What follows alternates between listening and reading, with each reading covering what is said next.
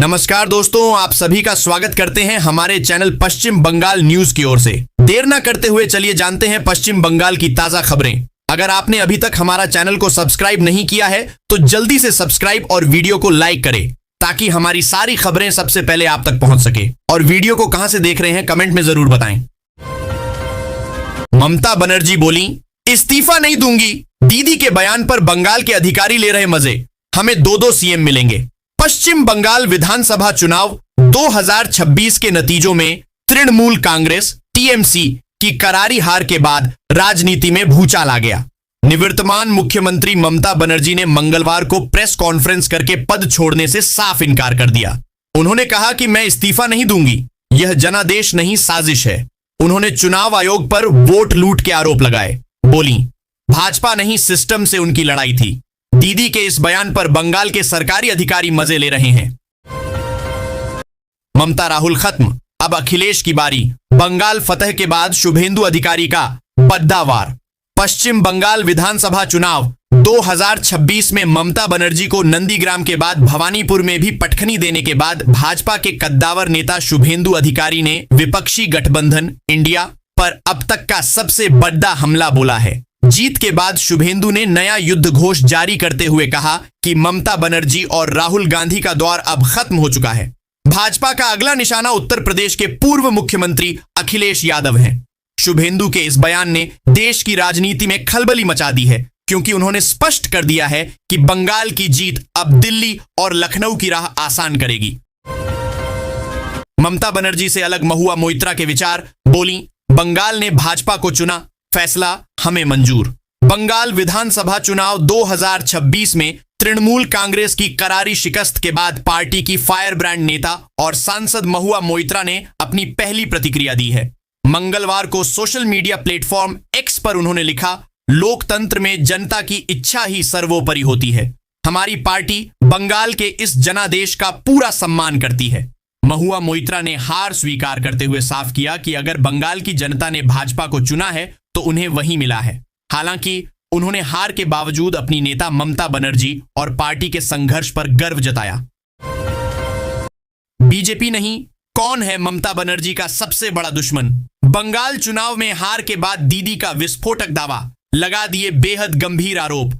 पश्चिम बंगाल विधानसभा चुनाव के नतीजों ने सबको चौंका दिया है। सत्ता की इस जंग में मिली करारी शिकस्त के बाद मुख्यमंत्री ममता बनर्जी ने जो दावे किए हैं उससे पूरे देश में सियासी बवाल मचना तय है। चुनाव परिणामों के बाद पहली बार प्रेस कॉन्फ्रेंस करते हुए ममता बनर्जी ने अपनी हार को राजनीतिक हार मानने से इनकार कर दिया है। दीदी ने चुनाव प्रक्रिया की पारदर्शिता पर अब तक का सबसे बड़ा हमला बोला है। उन्होंने साफ लहजे में कहा कि यह हार जनता की वजह से नहीं बल्कि संवैधानिक संस्थाओं के दुरुपयोग के कारण हुई है। ममता शुभेंदु की कड़ी टक्कर के बाद भी हिंसा नहीं, भवानीपुर भेजे गए ओडिशा कैडर के आईपीएस चरण मीणा को मिल रही तारीफ। ओडिशा कैडर के 2009 बैच के आईपीएस अधिकारी चरण सिंह मीणा इन दिनों सुर्खियों में हैं।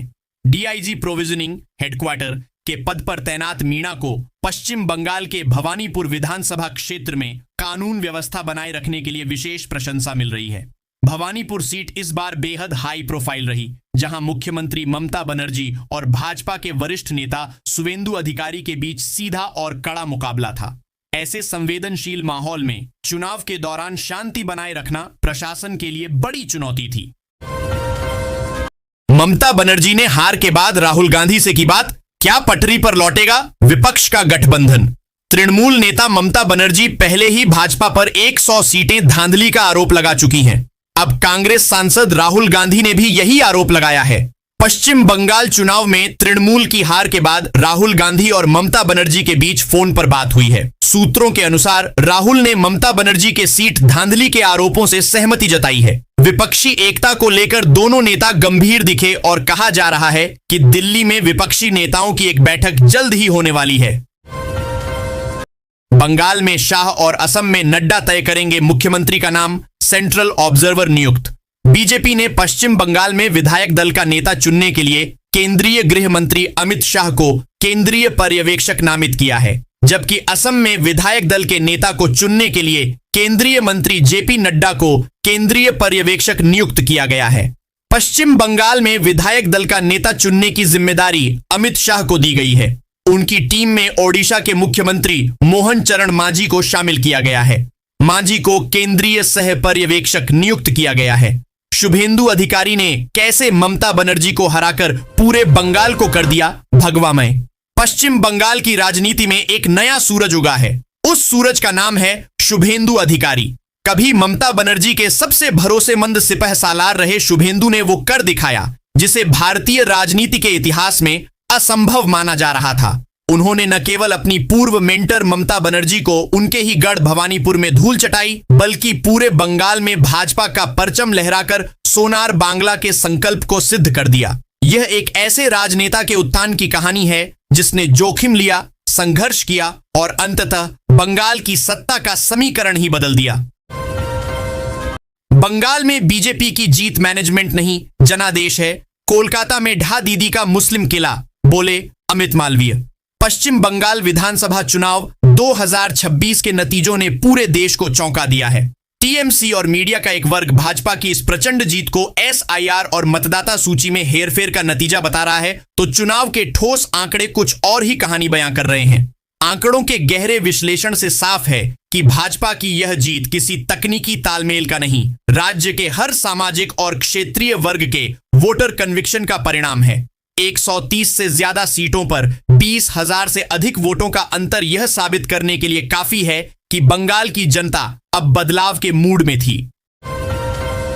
बंगाल में धीरे धीरे खिसकती गई ममता बनर्जी की जमीन इस बार आखिरी दुर्ग भी ढह गया। 1998 में ममता बनर्जी ने करीब 26 वर्षों के कांग्रेस के नाते को तोड़ दिया। इसके बाद उन्होंने तृणमूल कांग्रेस का गठन किया। तृणमूल ने 1998 में 7 लोकसभा सीटों से शुरुआत की और कुछ ही वर्षों में बंगाल की मुख्य ताकत बन गई। एक वर्ष बाद ही यानी 1999 में 8 सीटें जीतकर उसने मजबूत वापसी की। 2011 विधानसभा चुनाव में कांग्रेस के साथ मिलकर 184 सीट जीतकर करीब 34 साल पुराने वाम शासन को खत्म कर दिया। 2016 में 211 सीटों के साथ यह चरम पर पहुंच गई। बंगाल में सबसे ज्यादा वोटों से कौन जीता, किसको मिली महज 401 मतों से हार। पश्चिम बंगाल विधानसभा के लिए हुए चुनाव में तृणमूल और भाजपा के बीच मत प्रतिशत का अंतर महज 4% है, लेकिन सीटों का फासला 100 से अधिक सीटों का रहा है। कई ऐसी सीटें हैं जहां जीत का अंतर 1000 वोटों से भी कम का रहा है।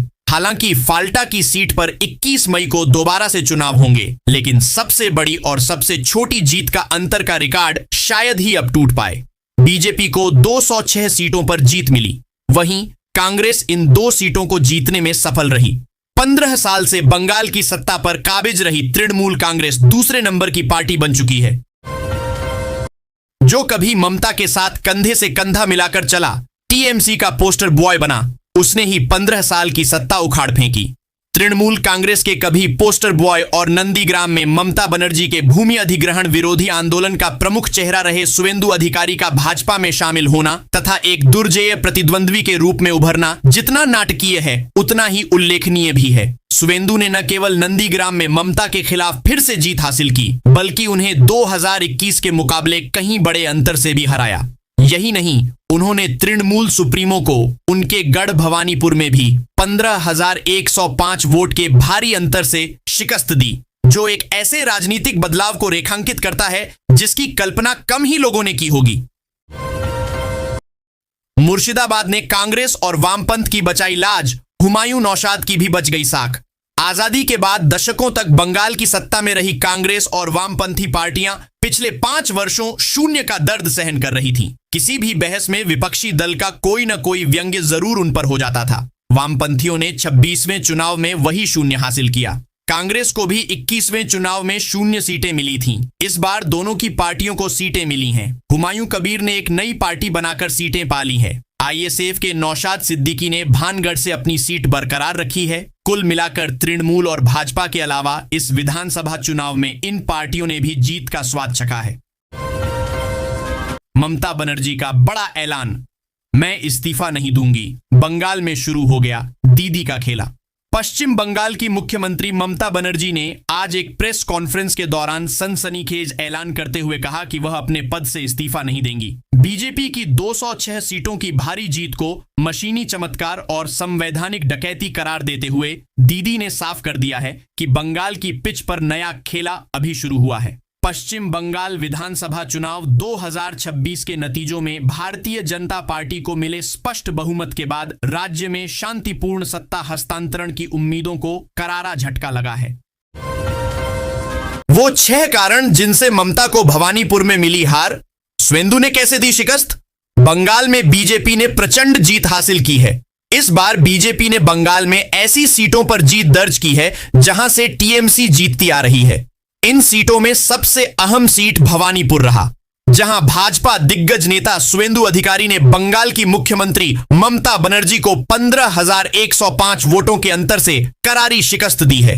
कभी टीएमसी के गढ़ माने वाली इस सीट पर ममता बनर्जी की हार ने राजनीतिक गलियारों में हलचल मचा दी है। आइए उन 6 प्रमुख कारणों के बारे में जानते हैं जिनके कारण ममता बनर्जी को हार का सामना करना पड़ा।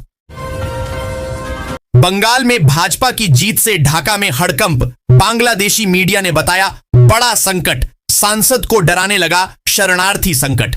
भाजपा की ऐतिहासिक जीत की गूंज भारत ही नहीं बांग्लादेश में भी सुनाई दे रही है। ढाका के सियासी गलियारों और वहां के मीडिया जगत में भाजपा के सत्ता में आने को लेकर गहरी बेचैनी और सस्पेंस का माहौल है। बांग्लादेशी मीडिया रिपोर्ट्स के अनुसार ममता बनर्जी के 15 साल के शासन का अंत और भाजपा का उदय ढाका के लिए किसी बड़े भू राजनीतिक झटके से कम नहीं है। वहां के अखबारों और नेताओं को डर है कि भाजपा सरकार अब सीमा पार से होने वाली घुसपैठ और शरणार्थियों के मुद्दे पर आर पार के मूड में होगी, जिससे बांग्लादेश में आर्थिक और मानवीय संकट गहरा सकता है। पहाड़ से समुद्र तक खिला कमल, उत्तर बंगाल में खाता भी नहीं खोल पाई तृणमूल कांग्रेस। विधानसभा चुनाव में सत्ताधारी तृणमूल कांग्रेस एक बड़े राजनीतिक झटके का सामना कर रही है। उत्तर से दक्षिण बंगाल तक राज्य के विभिन्न जिलों में भाजपा की मजबूत बढ़त देखने को मिल रही है, जबकि कई जिलों में तृणमूल कांग्रेस अपना खाता तक नहीं खोल सकी है। चुनाव आयोग के ताजा आंकड़े राज्य में एक बड़े राजनीतिक बदलाव की ओर संकेत कर रहे हैं। उत्तर बंगाल में भाजपा का जबरदस्त प्रदर्शन सामने आया है। कूच बिहार की सभी 9 सीटों, जलपाईगुड़ी की 7, अलीपुरद्वार की 5 और दार्जिलिंग की सभी सीटों पर भाजपा ने जीत हासिल की है।